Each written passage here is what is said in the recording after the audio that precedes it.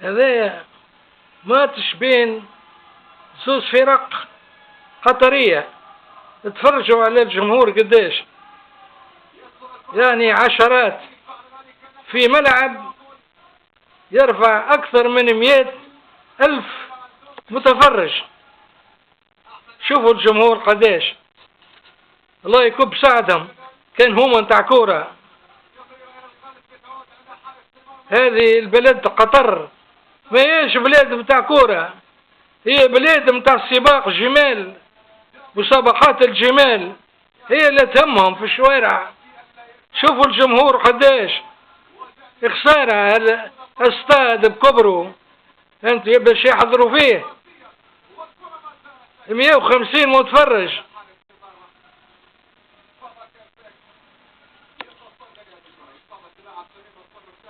فضايح.